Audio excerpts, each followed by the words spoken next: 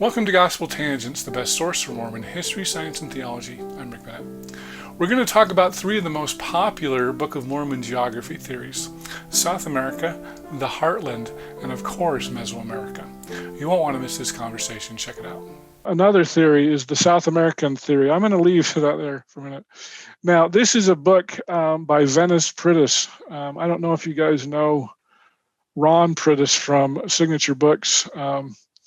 I like to give Ron a hard time. Venice is Ron's mother, and Ron's not really a believer anymore, and he's kind of embarrassed that his mom wrote this book, but she was a believer in the Book of Mormon.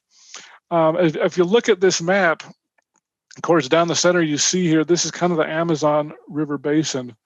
And so the idea here with this is that this was all flooded, and so if you look over on the west coast, you've got Peru, and looks like it's got a narrow neck of land right here. And so if you look at this, then you can say, oh wow, well this makes more sense as far as having a peninsula, a north-south peninsula. A lot of the climate matches this as well. Some of the people who support this theory are Venice Pritis and I can't remember, Coker Hands was the first one. I will tell you what, this was one of the first Book of Mormon geography models that I had ever heard. About 20 years ago, my girlfriend, which is now my wife at the time, we went on a trip to Hawaii, and we went to a branch in Hawaii, and the branch president was a big proponent of this model. And so it was kind of funny because he was really a big fan of Venice Pritis. George Potter has kind of some variations on this model as well, and his website's nephiproject.com. There's another guy by the name of Del Dowdell at nephicode.blogspot.com. So I don't want to say all three of these theories are the same, but they're, as far as locationally, they're very similar. The idea is the Incas were the Lehites, or the Lamanites and Nephites. I know that Venice Pritis spent a lot of time, kind of like similar with the Baja theory. They brought seeds, and the seeds grew in the Americas. The problem with Venice's map here is that this was true about 18 million years ago, so your timeline is a bit off. And of course, I've got a link to the Smithsonian magazine there, and so that's kind of a big problem. Being off 18 million years, that's kind of hard to argue that that's what the land was like when Lehi landed here. So some pros of the South American theory: if you believe that the Amazon Basin River was flooded, then you do have a north-south peninsula. It's at the wrong time period, though. You've got a similar climate to the Mediterranean. The peninsula matches, the distances are an okay match. Church leaders actually embrace North and South America as land of the Nephites. Oh, I didn't mean to leave that Uto ad Tegan. That was not. That's a leftover from the Baja theory. That wasn't supposed to be there. Cons, as I mentioned earlier, it's off by 18 million years. You've got DNA problems. You don't have steel. You don't have iron. Are the horses alpacas? I guess you could argue it, but you don't have elephants. Some of I know George especially has mentioned that they have found some iron ore, but it was used in paint. It wasn't used to make swords. And so, the steel swords, that can be a problem. Once again, how did the plates get to New York? There weren't any wheeled vehicles. I guess you could have taken a boat route to get to New York, but that can be a problem as well. And so you'd have to believe in a kind of a Tucumora theory as well. The Heartland Theory. I don't know if Jonathan Neville's here. He'll probably correct me on a few things. And I know that Meldrum, May, and Neville kind of all have slightly different takes on this theory, but this is the one that I found kind of gives you an idea of where Zarahemla, Nephi, Lehi's places are, Cumorah. one of the benefits of this theory is, this is kind of where Joseph Smith grew up. He was familiar with the legends of the Indians or the Native Americans. And so you can see that a lot of this would have been incorporated with Joseph Smith's thinking. Once again, this looks like a really large section of area. I don't think it fits the limited geography theory, especially that whether you believe Sorensen or not, you've got to say a lot of the work he's done on distances makes a lot of sense, and so this seems a little bit more spread out than it probably should be. We're talking thousands of miles when it we probably should be in the hundreds of miles as far as differences. Once again, it's not a north-south peninsula. It has several candidates for your narrow neck of land. Mississippi or Missouri rivers are plausible for a river siding.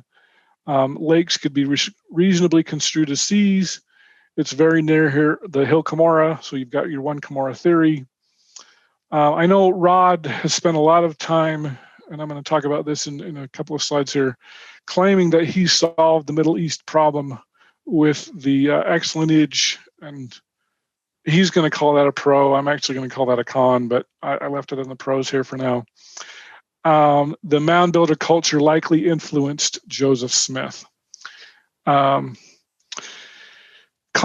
you've got the elephants, horses, plants problem. The mound builders just don't have the technology to build a temple like unto Solomon. There were no chariots. There were no wheeled vehicles. Technologically, the mound builders were more kind of Stone Age technologically. Seems unlikely that the Book of Mormon never mentions snow. The climate doesn't seem to match, especially when you're getting into the Great Lakes region.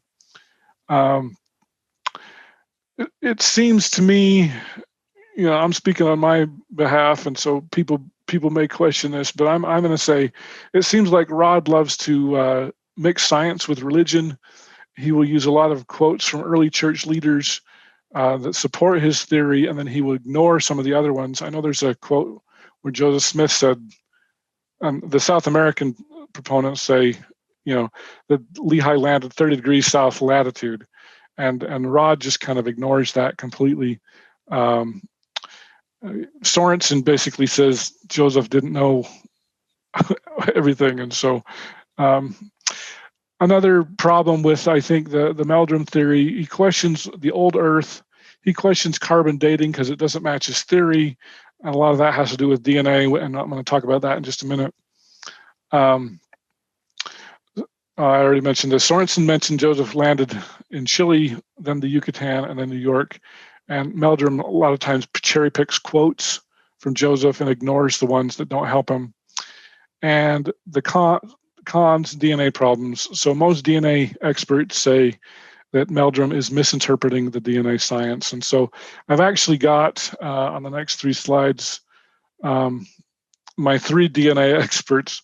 Ugo Perego, he's a population geneticist. Of all the DNA experts, like, this is in his wheelhouse. And he says, as far as the X2A lineage, it's good thinking, but it is not well-founded. The Kennewick Man was a skeleton found on the Columbia River in the state of Washington, close to the Canadian border. It's dated to about 8,000 to 9,000 years ago with carbon dating. So once again, this is why Meldrum attacks carbon dating. This Kennewick Man has features that look very European. They're non-typical of Native Americans. They did a whole genetic sequence on him, and his DNA is actually Native American. He belongs to X2A, which is the same marker that Rod Meldrum says is for the Great Lakes, but it's found in the northwest coast, close to the Beringia Passage. So it's actually farther away from the Heartland Theory. It's the oldest X2A found in America, meaning that all the others are a subgroup of that one. So he's been here the longest. His autosomal DNA is also Native American. So he's not European, but he has X2A. X2A has never actually been found in the Middle East. Other X lineages have been found, but not this particular one. X2A is not younger than the other X lineages, meaning it did not come from them genealogically. And then he kind of explains that a little bit more. So X2A is not a daughter of the X's in the Middle East. As of today, they have never found an X2A in any other parts of the world but the Americas. And because the Kennewick Man has these features, it seems to me to point more towards a Beringia arrival than the others. Basically, that's the land bridge between Alaska and Russia. I also talked to Simon Southerton. Of course, he's more of a critic. And this is what he had to say. Meldrum thinks that the scientists foolishly overlooked the connection of the X lineage to the Middle East. His whole business is built on the X lineage claim, and he's wrong, completely wrong. It's a very ancient lineage. It's the only Native American, and it's a rare lineage in America. The X lineage doesn't even occur in South or Central America. It has only been found in North America, and that's because it's rare in the populations it came from in Asia, only a couple of %. He says all this brouhaha is about a letter of the alphabet. If they had named it differently, or if it had a slightly different naming convention, there would be nothing there, because the X is in the name for a huge cluster of very ancient family of mitochondrial DNA lineages. There's the X1 branch, X2, and X2A right through J. So all the other lineages are found in Eurasia somewhere. Most of them are among the Druze, and that's the one Meldrum has paid all his attention to. It's very distant related. They share a common ancestor 30,000 years ago, so his complaint is completely wrong.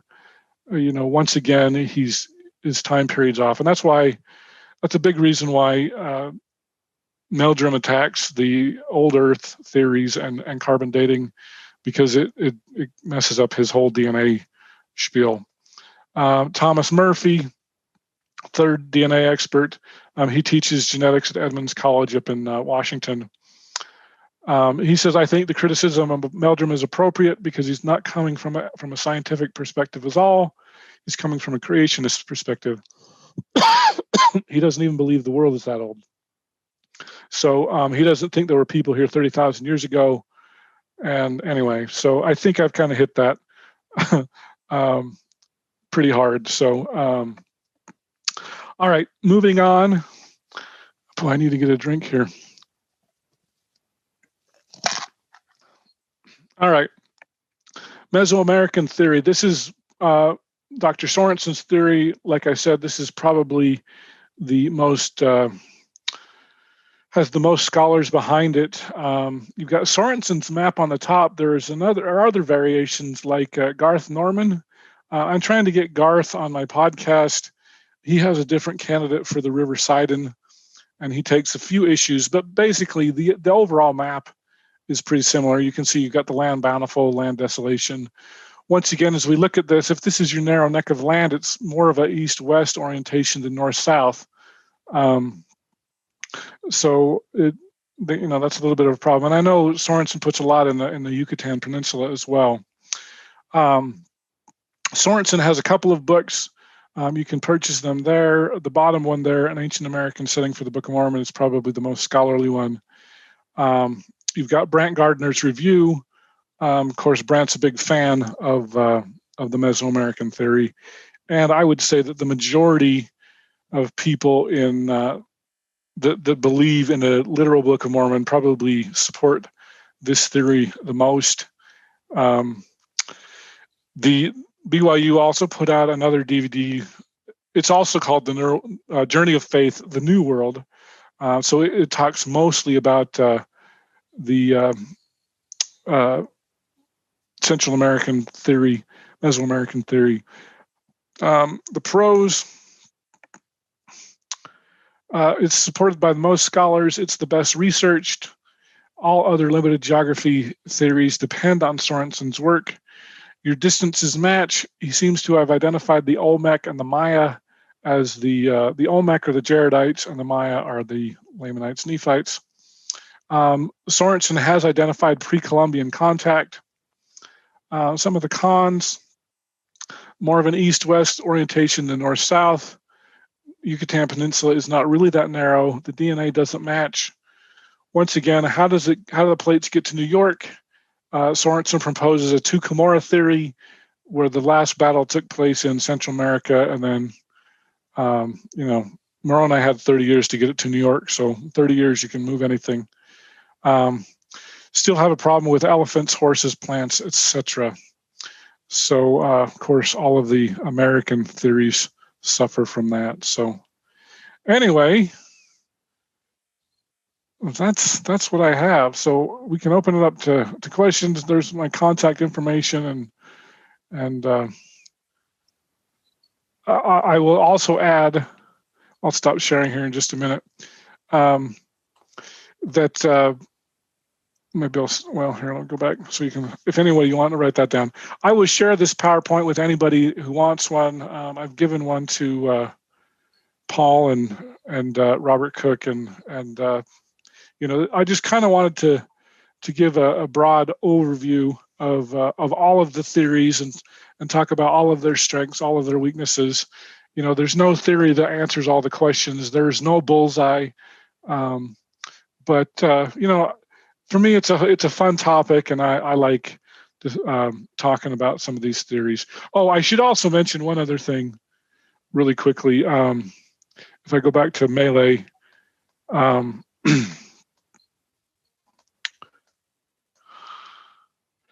was talking to Vonnie last night on the phone, and she told me that, I don't really have a good map of Africa, do I?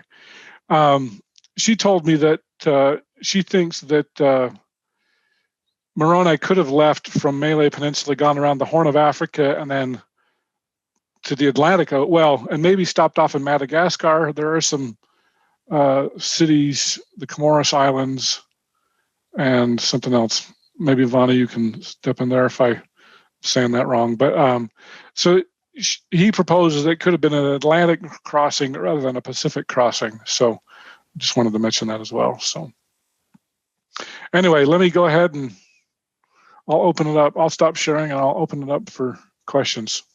I hope you enjoyed our conversation. In our next conversation, I'd like to introduce Richie T from the Cultural Hall podcast, and he's going to interview me.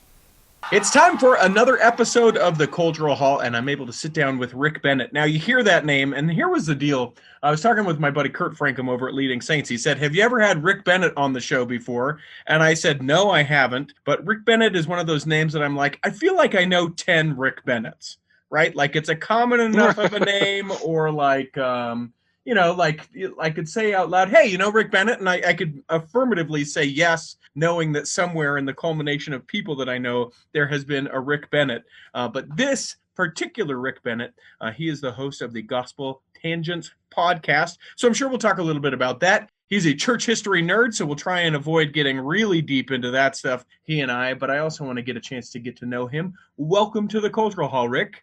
Glad to be on the show. This is great. And by the way, I'm the second Rick Bennett in my family, I am not unique. That's for sure. Are you a junior? Is that how that works? I am a junior. Yep, that's right. For those of you who are interested in the entire interview uncut without any interruptions, sign up at patreon.com/gospeltangents and you can hear the entire interview for just $5 a month.